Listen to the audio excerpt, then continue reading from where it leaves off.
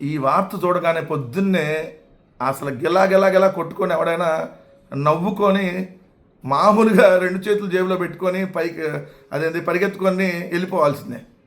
ఏది రెండు చేతులు జేబులో పెట్టుకొని మరీ పరిగెత్తుకొని వెళ్ళాల్సిందే. చంద్రబాబు నాయుడు గారు చేసిన అద్భుతమైన కామెడీ అండి బాబు, మామూలు కామెడీ కాదు. ఈ శతాబ్దపు ఈ జోక్ ఏదన్నా ఉందంటే ఇదే, నేను సీటులో ఉండగా అవినీతి జరగదు, నేను సీటులో ఉండగా అవినీతి జరగదు. ఇది చంద్రబాబు నాయుడు గారు ఇచ్చిన స్టేట్మెంట్.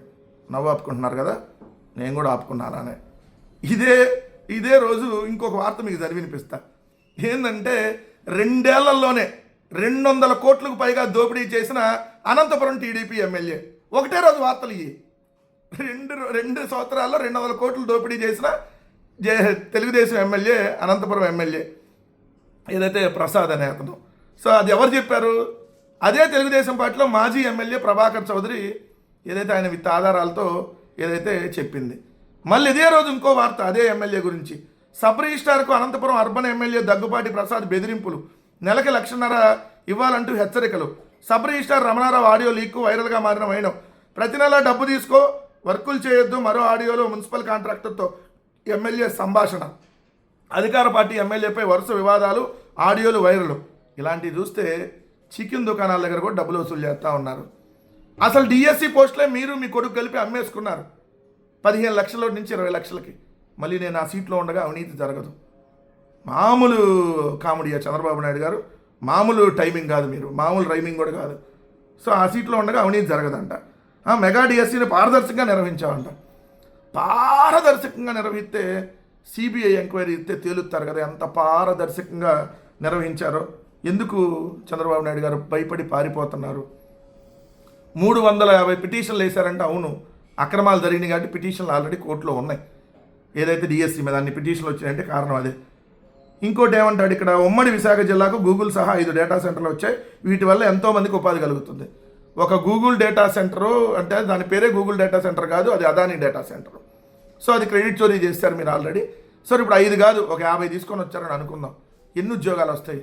కానీ దానివల్ల ఎంత నష్టం జరిగిద్ది అనేది మిగిలిన దేశాలన్నీ మాకు వద్దు, మిగిలిన రాష్ట్రాలన్నీ మాకు డేటా సెంటర్లు వద్దంటే ఆంధ్రప్రదేశ్ మాత్రం మీరు మాకు రండి అని ఆహ్వానిస్తూ ఉంది. మరి దీనిలో మతలబు ఏందో మీరే చెప్పాలి. ఎన్నికల ప్రచారంలో డబ్బు ప్రభావం లేకుండా చేయాలి. అవునా, గుర్తులేదా ఇంకా మనకి స్టీఫెన్సన్ ఓటుకు నోటు బ్రీఫ్డ్ మీ మర్చిపోయావా? ప్రజలను ప్రలోభపెట్టేలా వ్యవహరిస్తుంది. డిఎస్సిపై గొడ్డల పార్టీ లేనిపోని రాద్దానం చేస్తుంది.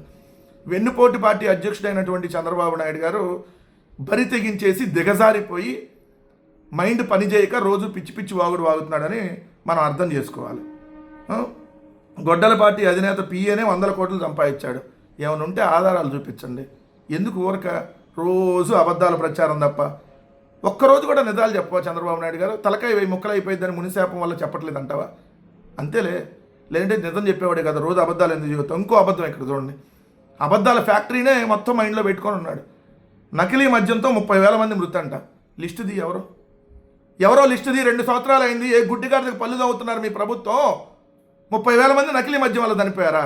ఇప్పుడు ఈ 2 సంవత్సరాలు చనిపోయి ఉంటారు. ఆ లెక్కలు మా మీద వేస్తున్నామేమో. Sumo whisky, short whisky, Bengaluru malted whisky, Bengaluru malted brandy, Kerala malted whisky, ఏదైతే good friends, champion, doctors brandy, వీటిని ఏమన్నా మందు అంటాడా? మనుషులు ప్రాణాలు తీసేటటువంటి నారా నాటు సారా అంటారా?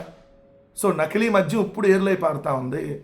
ఇష్టం వచ్చినట్టుగా గుడి వైన్స్, బడి వైన్స్, గుడి పక్కన వైన్స్, బడి పక్కన వైన్స్, గుడిలోనే బడిలోనే కూడా మీరు మద్యాన్ని అమ్ముతున్నటువంటి దుర్మార్గమైనటువంటి వ్యక్తులు మీరు. ఈరోజు నువ్వు మళ్ళీ సిగ్గు లేకుండా మాట్లాడుతున్నావా?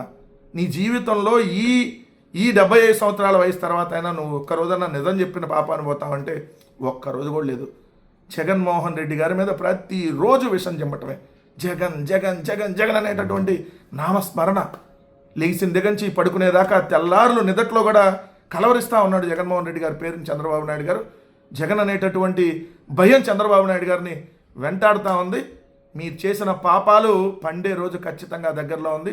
శిశుపాలుడు పాపాలు పండినట్టు మీ చంద్రబాబు నాయుడు గారు మీ పాపాల పుట్ట పండే రోజు అతి దగ్గరలో ఉంది.